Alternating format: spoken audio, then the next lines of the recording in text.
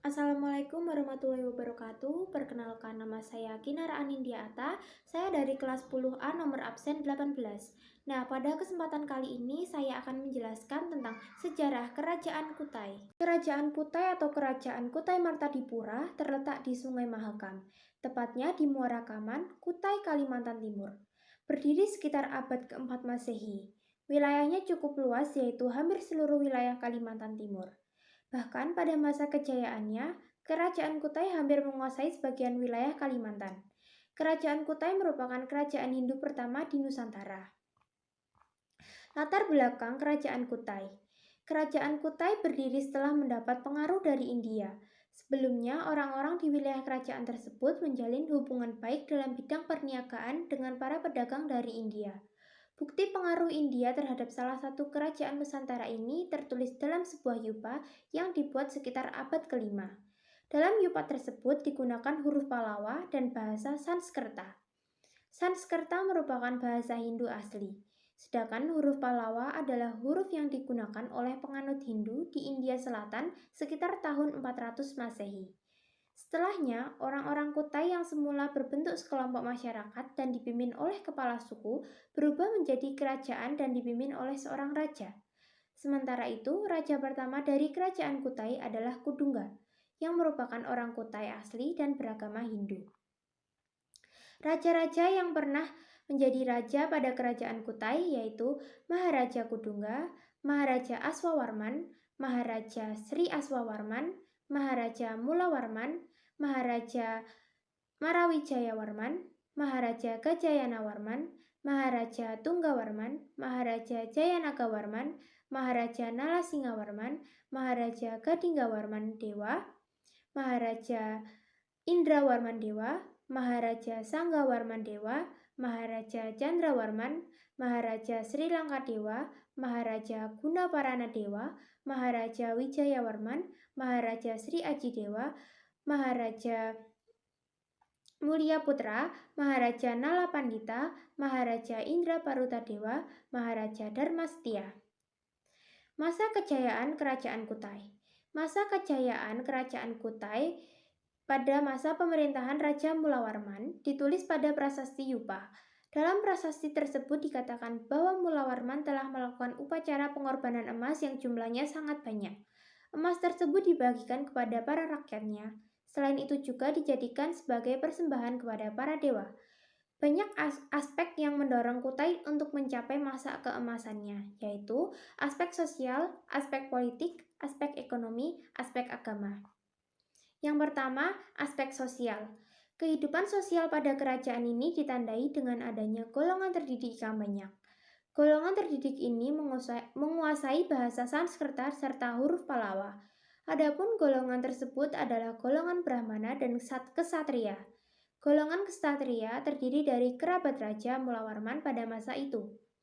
Hal tersebut dibuktikan dengan adanya upacara pemberkatan seorang yang memeluk agama Hindu, di mana para Brahmana memakai bahasa Sanskerta yang digunakan pada prosesi adat tertentu, namun sulit untuk dipelajari. Oleh sebab itu, dapat disimpulkan bahwa pada masa itu, para Brahmana memiliki intelektual yang tinggi. Yang kedua, aspek politik. Pada masa pemerintahan Raja Mulawarman, stabilitas politik begitu terjaga. Sistem politik menjadi kekuatan yang besar pengaruhnya dalam memimpin suatu kerajaan. Hal tersebut juga disebutkan di prasasti Yupa bahwa Raja Mulawarman dikatakan menjadi raja yang berkuasa, kuat, serta bijaksana. Secara jelas, isi prasasti Yupa tersebut adalah Sang Maharaja Kudungga yang amat mulia mempunyai putra yang mansur bernama Sang Aswawarman. Ia seperti Ansuman atau Dewa Matahari dengan menumbuhkan keluarga yang sangat mulia.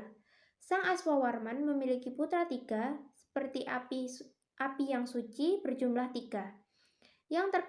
Yang terkemuka dari ketiga putra itu ialah Sang Mulawarman, raja terbaik, kuat, dan bijaksana. Sang Mulawarman telah melakukan kenduri dengan emas yang amat banyak. Karena kenduri itulah Tugu Batu ini didirikan oleh para Brahmana. Dari sinilah kita dapat mengetahui kekuatan politik dari Raja Mulawarman. Begitu kuatnya hingga rakyat Dan para golongan Brahmana pun mendirikan tugu sebagai bukti bahwa dirinya sangat berkuasa pada masa itu. Yang ketiga, aspek ekonomi. Letak kerajaan yang berada dekat dengan Sungai Mahakam membuat rakyatnya begitu mudah untuk bercocok tanam. Hal tersebut menjadi mata pencaharian utama, sedangkan lainnya lebih banyak berternak sapi dan berdagang. Hal ini dibuktikan dengan adanya peninggalan tertulis yang mengatakan bahwa Raja Mulawarman pernah memberikan 20.000 ekor sapi kepada para Brahmana. Selain itu, Kerajaan Kutai juga menerapkan sistem penarikan hadiah yang harus diberikan kepada raja bagi pedagang luar yang ingin berdagang di daerah Kutai. Pemberian hadiah biasanya berupa barang yang mahal atau upeti yang dianggap sebagai pajak. Oleh sebab itu, Kutai mendapatkan banyak pemasukan dari berbagai sumber. Yang keempat, aspek agama. Kehidupan masyarakat Kutai begitu kental dengan keyakinannya pada leluhur. Terbukti dengan adanya prasasti Yupa yang berbentuk seperti tugu batu. Jika dilihat dari asal-usulnya, tugu batu sendiri merupakan peninggalan nenek moyang pada zaman Megalitikum. Kemudian pada menhir dan batu berundak, selain itu dalam prasasti Yupa menyebutkan tempat pemujaan yang suci bernama Waprakeswara atau tempat pemujaan Dewa Siwa. Oleh sebab itu, diyakini bahwa raja sebagai penganut agama Hindu, Siwa, bercampur dengan golongan Brahmana. Sedangkan rakyatnya dibebaskan untuk menganut agama Hindu dalam aliran lainnya. Selanjutnya, fase kemunduran Kerajaan Kutai. Seperti banyak kerajaan kuno lainnya, Kerajaan Kutai juga mengalami masa-masa sulit. Serangan dari berbagai kekuatan asing serta perang saudara melemahkan pada akhirnya membawa kerajaan ini pada periode kemunduran. Terlebih setelah wafatnya Mulawarman, nasib kerajaan Kutai mengalami ketidakpastian.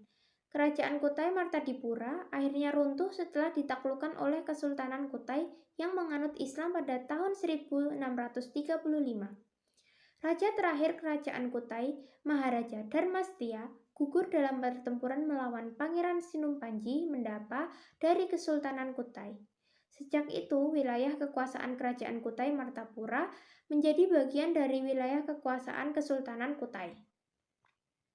Selanjutnya ada bukti peninggalan Kerajaan Kutai. Yang pertama, 7 prasasti Yupa.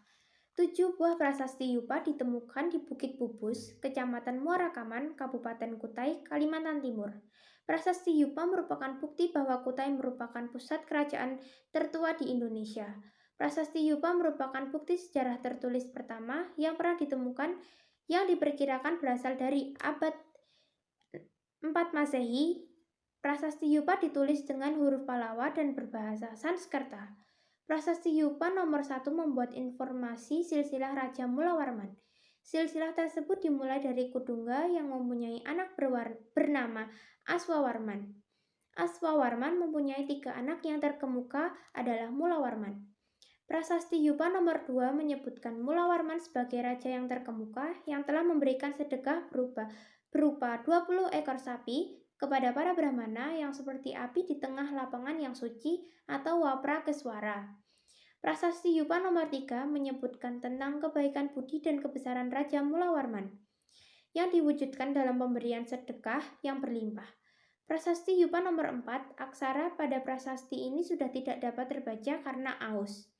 Prasasti nomor 5 merupakan cerita para Brahmana yang menjadi peringatan atas 2 sedekah yang telah diberikan oleh Raja Mulawarman. Prasasti Yupa nomor 6, prasasti ini menyebutkan seruan selamat bagi Raja Mulawarman yang termasyhur yang telah memberikan persembahan kepada para Brahmana berupa air, susu, minyak wijen, dan 11 sapi jantan. Prasasti Yupa nomor 7 menyebutkan Raja Mulawarman yang telah menaklukkan raja-raja lain seperti Raja Yudhistira atau putra tertua Pandawa dalam epos Mahabharata. Yang kedua, kura-kura emas.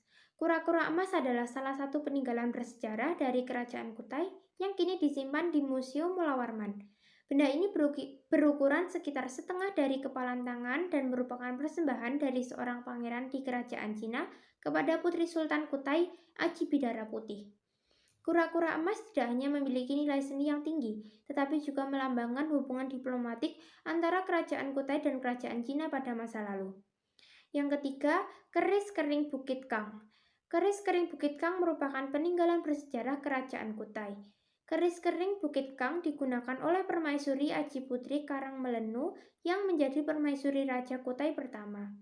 Menurut legenda yang beredar di masyarakat, keris ini ditemukan bersamaan dengan sang permaisuri di dalam sebuah gong yang terapung di atas batang bambu.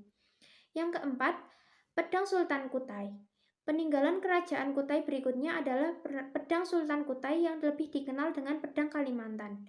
Pedang ini merupakan peninggalan Sultan Kutai dari abad ke-13 yang terbuat dari emas tersebut bertahtakan batu mulia. Pada gagangnya terdapat penampakan harimau yang juga dihiasi dengan berbagai jenis batu mulia khas Kalimantan. Sedangkan bagian sarungnya dihiasi dengan ornamen buaya. Yang kelima adalah kalung jiwa. Kalung jiwa adalah kalung yang berasal dari masa pemerintahan Sultan Aji Muhammad Sulaiman. Kalung ini ditemukan oleh penduduk setempat di sekitar Danau Lipan, Muara Kaman pada tahun 1890. Hingga saat ini, kalung jiwa masih digunakan sebagai perhiasan kerajaan dan dikenakan oleh raja dalam upacara pengangkatan raja baru. Yang keenam, ada ketopong sultan. Ketopong sultan adalah mahkota raja dari kerajaan Kutai yang terbuat dari emas dan memiliki berat 1,98 kg. Saat ini, mahkota tersebut masih disimpan dengan baik di Museum Nasional Jakarta. Ketopong sultan ditemukan sekitar tahun 1890 di daerah Muara Kaman, Kutai Kartanegara. Berikut daftar pustaka sumber yang saya peroleh. Nah, itu tadi penjelasan tentang sejarah Kerajaan Kutai. Sekian dari saya, terima kasih. Wassalamualaikum warahmatullahi wabarakatuh.